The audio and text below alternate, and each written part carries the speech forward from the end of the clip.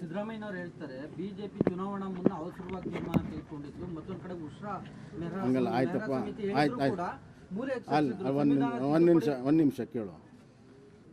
ನಾವು ಚುನಾವಣೆ ಮುಂಚೆ ಮಾಡಿದ್ವಿ. ನನಗಿದ್ದಿದ್ದು 2 ವರ್ಷ.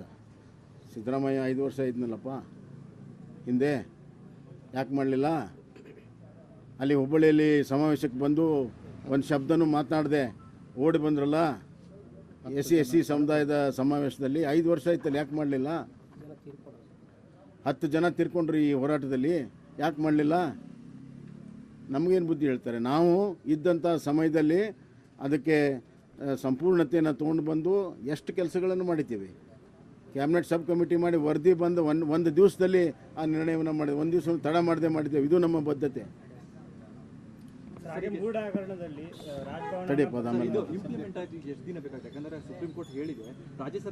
ಸರ್ಕಾರ ಮನಸ್ಸು ಮಾಡಿದರೆ ವಿದೌಟ್ ಎನಿ ಟೈಮ್ ಕೂಡಲೇ ತತ್ಕ್ಷಣ ಇಂಪ್ಲಿಮೆಂಟನ್ನು ಮಾಡಬಹುದು. ಈಗ ತೆಲಂಗಾಣ ಸರ್ಕಾರ, ಈಗ ಇದೇ ಕಾಂಗ್ರೆಸ್ ನೇತೃತ್ವ ಇರುವಂಥ ತೆಲಂಗಾಣ ತತ್ಕ್ಷಣ ಇಂಪ್ಲಿಮೆಂಟ್ ಮಾಡ್ತೀವಿ ಅಂತ ಹೇಳಿದ್ದಾರೆ.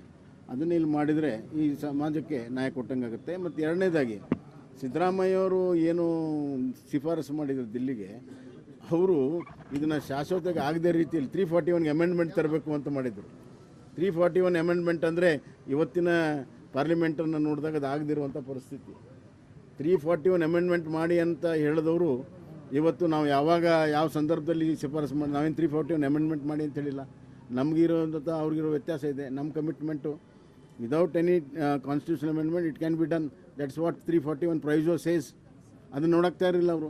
341 ಅಮೆಂಡ್ಮೆಂಟ್ ಮಾಡಿ ಅಂದರೆ ಮತ್ತೆ ಇವರಿಗೆ ಮೂಗಿಗೆ ತುಪ್ಪ ಹಚ್ಚೋ ಕೆಲಸ ಮಾಡಿ. ಅಷ್ಟೇ ಅಲ್ಲ, ಬೊಮ್ಮಾಯಿ ಅವರು ಇನ್ನೊಂದು ದಿಟ್ಟ ನಿರ್ಧಾರ ತಗೊಂಡದ್ದು 15% ಇದ್ದದ್ದು 17%ಗೆ ಮೀಸಲಾತಿ ಹೆಚ್ಚು ಮಾಡಿದರು. 3% 7%ಗೆ ಮಾಡಿದರು. ಜನಸಂಖ್ಯೆಗೆ ಅನುಗುಣವಾಗಿ ಮೀಸಲಾತಿ ಸೌಲಭ್ಯವನ್ನು ವಿಸ್ತರಣೆ ಮಾಡಿರ್ತಕ್ಕಂಥ ಶ್ರೇಯಸ್ಸು ಮತ್ತು ಕೀರ್ತಿ ಬಸವರಾಜ ಬೊಮ್ಮಾಯಿ ಅವ್ರ ಸರ್ಕಾರಕ್ಕೆ ಬರ್ತದೆ.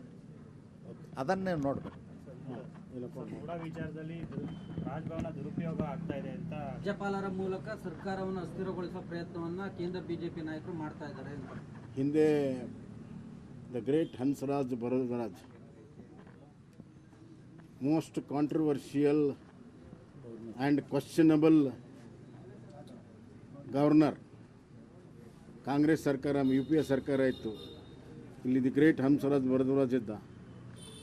ಆವಾಗ ಏನು ಕೇಸ್ ಇಲ್ಲದೇ ನಮ್ಮ ನಾಯಕರು ಮುಖ್ಯಮಂತ್ರಿಗಳು ಯಡಿಯೂರಪ್ಪರ ಮೇಲೆ ಪರ್ಮಿಷನ್ ಕೊಟ್ಟು ಇವತ್ತು ಆ ಕೇಸೆಲ್ಲ ಬಿದ್ದೋಯ್ತು.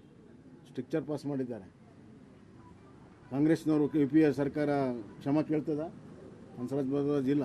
ಕ್ಷಮೆ ಕೇಳ್ತಾರೆ ಅವರು? ಅತಿ ಹೆಚ್ಚು ರಾಜಭವನವನ್ನು ದುರುಪಯೋಗ ಮಾಡಿರುವಂಥ ಶ್ರೇಯಸ್ಸು ಕಾಂಗ್ರೆಸ್ಸಿಗೆ. 50ಕ್ಕಿಂತ ಹೆಚ್ಚು ಬಾರಿ ಗವರ್ನರ್ ಉಪಯೋಗ ಮಾಡಿಕೊಂಡು ವಿರೋಧ ಪಕ್ಷಗಳ ಸರ್ಕಾರವನ್ನು ಸ್ವತಂತ್ರ ಬಂದ ನಂತರ ಕೇರಳ ಸರ್ಕಾರದಿಂದ ಪ್ರಾರಂಭ ಮಾಡಿ 56 ಸರ್ಕಾರಗಳನ್ನು ರಾಜಭವನವನ್ನು ಉಪಯೋಗ ಮಾಡಿ ರಾಜ್ಯಪಾಲರ ದುರುಪಯೋಗ ಮಾಡಿ ಕೆಡಿರುವಂಥ ಶ್ರೇಯಸ್ಸು ಕಾಂಗ್ರೆಸ್. ಇವರೇ ನಮಗೇನು ಹೇಳ್ತಾರೆ? ಕಾನೂನುಬದ್ಧವಾಗಿ ಅವರು ಕೇಳಿದ್ದಾರೆ, ಅದಕ್ಕೆ ಉತ್ತರ ಕೊಡಲಿ. ಹಾಗೆ ಕೆಪಿಸಿಸಿ ಅಧ್ಯಕ್ಷರು ಜನಾಂದೋಲನ ಮಾಡ್ತಿದ್ದಾರೆ ಪಾದಯಾತ್ರೆ ವಿರುದ್ಧವಾಗಿ. ಬಿಜೆಪಿ ಹಗರಣಗಳನ್ನು ಅವರು ಅಂತ ಅವರು ಹೆಸರು ಜನಾಂದೋಲನ ಕೊಟ್ಟಿದ್ದಾರೆ. ಜನರವ್ರ ಪರವಾಗಿಲ್ಲ. 21 ಹಗರಣಗಳ ತಮ್ಮ ಅವಧಿಯಲ್ಲಿ ಆದಂಥ ದಯವಿಟ್ಟು ಸ್ವಾಮಿ, ಯಾಕೆ ಸುಮ್ಮನೆ ಕೂತೀರಿ ಎಷ್ಟು ದಿವಸ? ಮತ್ತೆಲ್ಲ ಕೆಲವು ಕಮಿಷನ್ ಎಲ್ಲ ಮಾಡಿದ್ದೀರಲ್ಲ, ಮಾಡಲಿ. ಸರ್ಕಾರ ನಿಮ್ಮ ಕೈಯಲ್ಲಿದೆ, ಅಧಿಕಾರ ನಿಮ್ಮ ಕೈಯಲ್ಲಿದೆ. ಪೊಲೀಸ್ ಅಧಿಕಾರಿಯೊಬ್ಬರು ಆತ್ಮಹತ್ಯೆ ಮಾಡಿಕೊಂಡಿದ್ದಾರೆ. ಭಾಳ ಸ್ಪಷ್ಟವಾದಂಥ 6:1 ತೀರ್ಪನ್ನು ಇವತ್ತು ಕೊಟ್ಟಿದೆ. ಈ ಜಿಜ್ಞಾಸ ಭಾಳ ವರ್ಷದಿಂದ ಇತ್ತು. ಮತ್ತು ಎಲ್ಲ ರಾಜ್ಯಗಳಲ್ಲಿ, ವಿಶೇಷವಾಗಿ ಆಂಧ್ರ ಮತ್ತು ಕರ್ನಾಟಕದಲ್ಲಿ ಭಾಳ ದೊಡ್ಡ ಹೋರಾಟಗಳು ನಡೀತಾ ಇತ್ತು. 3 ದಶಕಕ್ಕಿಂತ ಹೆಚ್ಚು ಈ ತುಳಿತಕ್ಕೆ ಒಳಪಟ್ಟಂಥ ಸಮಾಜಗಳು ನಮಗೆ ರಿಸರ್ವೇಷನ್ ಇದ್ದರೂ ಕೂಡ ನ್ಯಾಯ ಸಿಗ್ತಾ ಇಲ್ಲ ಅನ್ನುವಂಥ ಕೂಗನ್ನು ಹೇಳ್ತಾನೆ ಇದ್ದರು. ಇದರ ಜೊತೆಗೆ 2 ಸುಪ್ರೀಂ ಕೋರ್ಟಿನ ಜಜ್ಮೆಂಟ್ ಬಂದಿತ್ತು. 5 ಮೆಂಬರ್ ಜಜ್ಮೆಂಟು 2 ಬಂದಿತ್ತು. ಅದರಲ್ಲಿ ಒಂದರಲ್ಲಿ ಕಾನ್ಸ್ಟಿಟ್ಯೂಷನಲ್ ತಿದ್ದುಪಡಿ ಅವಶ್ಯಕತೆ ಇಲ್ಲ, ಆರ್ಟಿಕಲ್ 341 ತಿದ್ದುಪಡಿ ಅವಶ್ಯಕತೆ ಇಲ್ಲ, ಕ್ಲಾಸಿಫಿಕೇಷನಲ್ಲಿ ಕ್ಲಾಸಿಫಿಕೇಷನ್ ಕೊಡ್ಬೋದು ಅಂತ ಹೇಳಿ ಅವರು ತೀರ್ಮಾನವನ್ನು ಕೊಟ್ಟಿದ್ದರು, ನಮ್ಮ ಜಸ್ಟಿಸ್ ಅರುಣ್ ಮಿಶ್ರಾ ಅವರು. ಆಮೇಲೆ ಇನ್ನೊಂದು ತೀರ್ಪು ಇವರು ಸಂತೋಷ್ ಹೆಗ್ಡೆ 2004ರಲ್ಲಿ ಇಲ್ಲ ಕಾನ್ಸ್ಟಿಟ್ಯೂಷನಲ್ ಅಮೆಂಡ್ಮೆಂಟ್ ಆಗಬೇಕು ಅಂತ, ಅವ್ರೇನು ಇಂಟರ್ನಲ್ ರಿಸರ್ವೇಷನ್ ಬೇಡ ಅಂತೇನು ಹೇಳಿರಲಿಲ್ಲ, ಆದರೆ ಕಾನ್ಸ್ಟಿಟ್ಯೂಷನಲ್ ಅಮೆಂಡ್ಮೆಂಟ್ ಬೇಕು ಅಂತ ಅವಶ್ಯಕತೆ ಇದೆ ಅಂತ ಅವ್ರು ತೀರ್ಪು ಕೊಟ್ಟಿದ್ರು. ಈ ಎರಡೂ ತೀರ್ಪಿನ ನಡುವೆ ಕೂಡ ಜಿಜ್ಞಾಸ ಇತ್ತು. ಸರ್ಕಾರಗಳಲ್ಲಿ ಒಂದು ದಿಟ್ಟ ಕ್ರಮ ತೆಗೆದುಕೊಳ್ಳುವಂಥ ಅವಶ್ಯಕತೆ ಇತ್ತು ಮತ್ತು ಕಾನೂನಾತ್ಮಕವಾಗಿ ಜಿಜ್ಞಾಸವನ್ನು ಅದನ್ನು ಸಂಪೂರ್ಣವಾಗಿ ಸ್ಪಷ್ಟಪಡಿಸುವಂಥ ಒಂದು ಕಾನೂನಾತ್ಮಕ ವಿಚಾರ ಸರ್ವೋಚ್ಚ ನ್ಯಾಯಾಲಯದಲ್ಲಿತ್ತು. ನಮ್ಮ ಕರ್ನಾಟಕದಲ್ಲಿ ನಾವು ಹಲವಾರು ಕ್ರಾಂತಿಕಾರಿಯಾಗಿರುವಂಥ ನಿರ್ಣಯಗಳನ್ನು ತೆಗೆದುಕೊಂಡಿದ್ದೇವೆ. ಎಲ್ಲವೂ ಕೂಡ ಸಂವಿಧಾನಬದ್ಧವಾಗಿದೆ.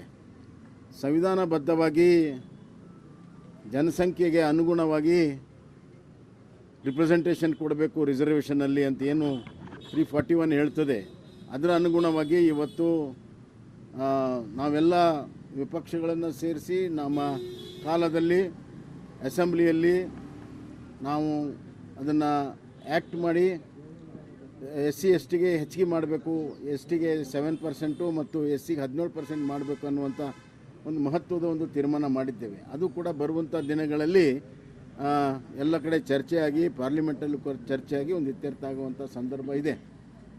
ಆ ಎಲ್ಲ ಹಿನ್ನೆಲೆಯಲ್ಲಿ ನಾವು ಇದನ್ನು ಯಾವ ರೀತಿ ಮಾಡ್ಬೋದು ಇಂಟರ್ನಲ್ ರಿಸರ್ವೇಷನ್ ಅನ್ನುವಂಥ ಶಿಫಾರಸನ್ನು ಮಾಡಿದ್ದೇವೆ. ಅದೇ ಪ್ರಿನ್ಸಿಪಲ್ಗಳನ್ನು ಇವತ್ತು ಸುಪ್ರೀಂ ಕೋರ್ಟ್ ಎತ್ತಿ ಹಿಡಿದಿದೆ. ಈ ಸಂದರ್ಭದಲ್ಲಿ ಒಂದನ್ನು ಹೇಳಕ್ಕೆ ಇಚ್ಛೆಪಡ್ತೇನೆ, ಇನ್ನು ಉಳಿದಂಥ ಸಮಾಜಗಳಿಗೂ ಕೂಡ ನಾವು ನ್ಯಾಯವನ್ನು ಕೊಟ್ಟಿದ್ದೇವೆ. ಇತರ SC ST ಮತ್ತು ಏನು 5 ಪಂಗಡ ಇರುವಂಥ SC ST, ಬೋವಿ, ಲಮಾಣಿ, ಕೊರ್ಚಾ, ಕೊರ್ಮ ಇತ್ಯಾದಿಗಳಿಗೂ ಕೂಡ ರಿಸರ್ವೇಷನನ್ನು ಹೆಚ್ಚಿಗೆ ಮಾಡಿ 4.5% ಮಾಡಿ ಅವ್ರಿಗೂ ಕೂಡ ನ್ಯಾಯವನ್ನು ನಾವು ಕೊಟ್ಟಿದ್ದೇವೆ. ಇವತ್ತು ವಿಶೇಷವಾಗಿ ಈ 5 ಸಮುದಾಯಗಳು SC ಲಿಸ್ಟ್ನಿಂದ ತೆಗಿಬೇಕು ಅಂತ ಮಾಡಿದ್ರು. ಲಮಾಣಿ, ಬೋವಿಗಳು ಎಲ್ಲವನ್ನು ಕೂಡ ಕೊರ್ಚಾ, ಕೊರ್ಮ ತೆಗಿಬೇಕು ಅಂತ ಹೇಳಿ ಕಾಂಗ್ರೆಸ್ ಪಕ್ಷದ ಒಬ್ಬ ಬೆಂಬಲಿಗರು ಸುಪ್ರೀಂ ಕೋರ್ಟಿಗೆ ಹೋಗಿದ್ದರು. ಸುಪ್ರೀಂ ಕೋರ್ಟು SC ಆಯೋಗಕ್ಕೆ ಅಭಿಪ್ರಾಯ ಕೇಳಿತ್ತು, SC ಆಯೋಗ ಕರ್ನಾಟಕ ಸರ್ಕಾರಕ್ಕೆ ಕೇಳಿತ್ತು. ಆದರೆ ಯಾವುದೇ ಸರ್ಕಾರ ಅದರ ಬಗ್ಗೆ ಸ್ಪಷ್ಟ ನಿಲುವು ಇರಲಿಲ್ಲ. ಆದರೆ ನಾವು ಭಾಳ ಸ್ಪಷ್ಟವಾಗಿ ನಿಲುವನ್ನು ತೆಗೆದುಕೊಂಡಿದ್ದೇವೆ.